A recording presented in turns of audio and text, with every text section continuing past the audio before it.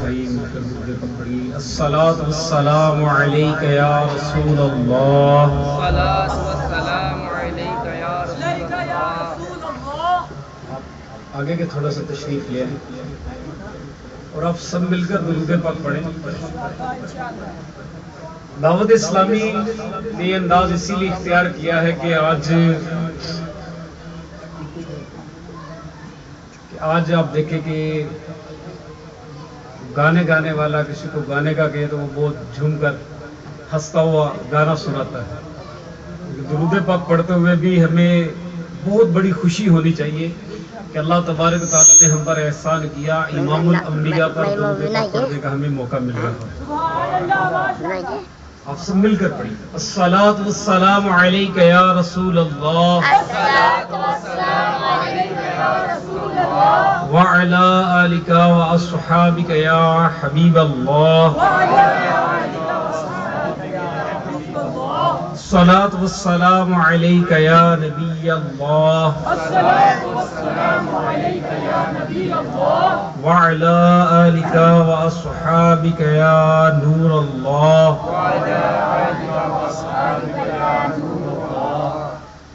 میٹھے میٹھے اسلامی بھائیوں اور پردے میں رہ کر سننے والی اسلامی بہنوں، آپ سب کی خدمت میں التجا ہے، تھوڑی دیر کے لیے آپ اپنی پوری توجہ بیان میں رکھیے کہ لاپرواہی کے ساتھ ادھر ادھر دیکھتے ہوئے بلا وجہ اپنے کپڑے بالوں وغیرہ کو سہلاتے ہوئے بیان سننے سے اس کی برکتیں زائل ہونے کا اندیشہ ہے۔ پردے میں رہ کر سننے والی اسلامی بہنیں بھی غور کریں کہ گو کہ آج ہم سب یہاں جمع اس لیے ہوئے ہیں کہ ہمارے قاری شبیر صاحب کی صاحبزادی 1 سال کی ہو چکی۔ اس سلسلے میں ہم یہاں حاضر ہوئے جہاں پر اجتماع ذکر و نعت کیا جا رہا ہے، بیان کا سلسلہ ہے۔ اگر یہاں پہنچ کر بھی اپنی ضروری باتیں کرتے رہے، گھر کی باتیں کرتے رہے، بالخصوص اسلامی بہنیں ادھر کی باتیں ادھر، ادھر کی باتیں ادھر کرتے رہے، تو بجائے ثواب ملنے کے اندیشہ ہے کہ ہم گناہ گار ہو کر پلٹیں گے۔ ہمیں یہ کوشش کرنی چاہیے کہ جب یہاں پر موقع ملے تو غیبت سے، چغلی سے ہم خوب بچیں۔ میٹھے میٹھے اسلامی بھائیوں، آج ہر کوئی یہ چاہتا ہے کہ میں کامیاب ہو جاؤں اور میری کامیابی ایسی ہو کہ دنیا میں بھی میں کامیاب ہوں اور آخرت میں بھی۔ بہت سارے لوگ یہ سمجھتے ہیں کہ شاید دنیا میں کامیاب ہونا ہی بڑی فضیلت کی بات ہے، حالانکہ ہمارا میٹھا میٹھا پیارا پیارا دین تو ایسا دین ہے۔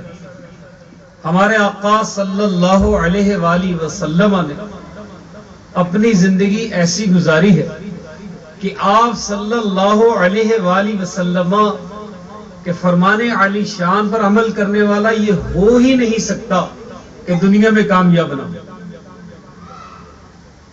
صحابہ کرام علیہ رضوان جو سرکار مدینہ علیہ الصلوۃ والسلام کے فرمان علی شان پر جنہوں نے عمل کیا، وہ دنیا بھر کے استاد بن گئے۔ میٹھے میٹھے آقا پیارے پیارے مصطفیٰ صلی اللہ علیہ وآلہ وسلم کا پیارا پیارا فرمان علی شان ہے کہ ایک صحابی عرض کرتے ہیں کہ یا رسول اللہ صلی اللہ علیہ وآلہ وسلم، گھر میں فاقہ رہتا ہے، تنگ دستی رہتی ہے، روزگار کا سلسلہ تو ہے لیکن پھر بھی تنگ دستی رہتی ہے، پورا نہیں پڑتا۔ پیارے آقا علیہ الصلوۃ والسلام نے انہیں ایک وظیفہ ارشاد فرمایا کہ تم اس پر عمل کیا کرو۔ اب وہ عمل کرنا شروع ہو گئے تو لوگ دیکھ کر حیران تھے کہ جن کے اپنے گھر میں فاقہ رہتا تھا، اب وہ مدینہ کی گلیوں میں جھولیاں بھر بھر کے خیرات کرتے ہیں۔ یہ پانی پلانے والے بھی بیٹھ جائیں، تھوڑی دیر کے کچھ نہیں ہوگا، تھوڑی دیر کے بیٹھ جائیں۔ آپ نے غور یہ کرنا ہے کہ ان کا عمل کیا تھا، سرکار نے ان کو کیا وظیفہ دیا، ان کی تنگ دستی، ان کی غربت دور ہو گئی ان کے فاقے ختم ہو گئے، انہوں نے لوگوں کو خیرات کرنا شروع کر دیا۔ میٹھے میٹھے اسلامی بھائیوں، تو آپ کو پتا چلے گا عمل اتنا آسان ہے، اتنا آسان ہے، لیکن ہمارے دل میں یقین کامل نہیں پیدا ہوا۔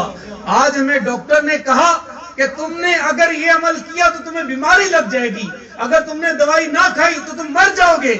ہمارے ڈاکٹر کے اندر ڈاکٹر کی بات ہماری اتنی اہمیت رکھتی ہے، اور نبی کا فرمان جب اہمیت نہیں رکھتا، غربت، مفلسی اور طرح طرح کی پریشانیاں اور بیماریاں ہماری طرف بڑھتی چلی جا رہی ہیں۔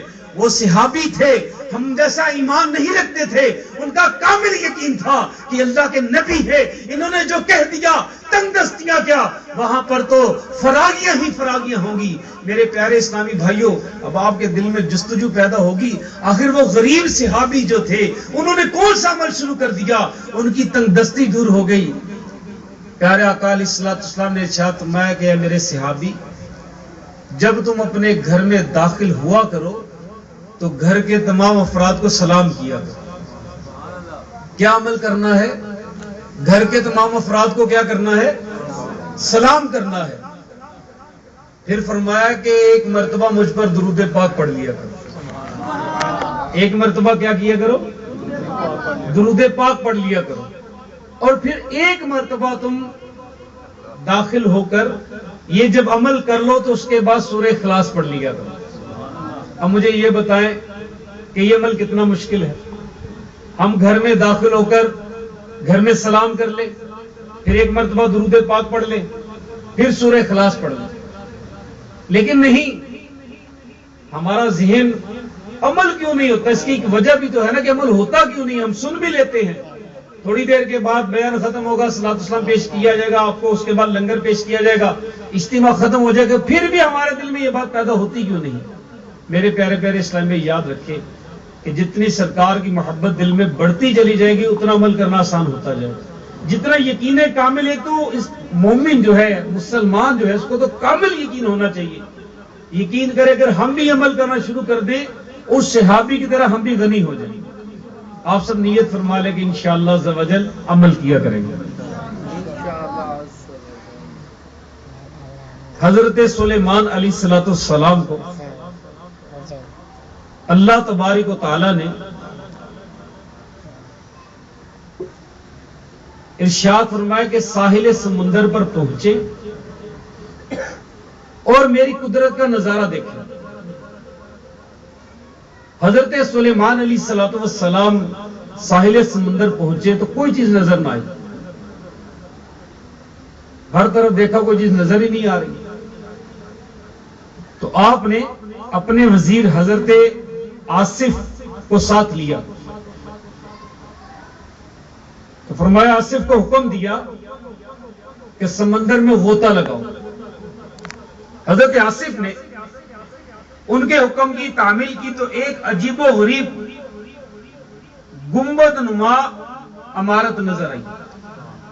اس سمندر کے نیچے دیکھا کہ عجیب و غریب عمارت ہے، بڑا زبردست گنبد بنا ہوا ہے، اور اس گنبد کے اندر دیکھا جس گنبد کے دروازے بھی کھلے ہوئے ہیں، اور اس میں ایک حسین و جمیل نوجوان اللہ تبارک و تعالیٰ کی عبادت کر رہا ہے۔ گنبد سمندر میں ہے اور اس پانی داخل نہیں ہو رہا۔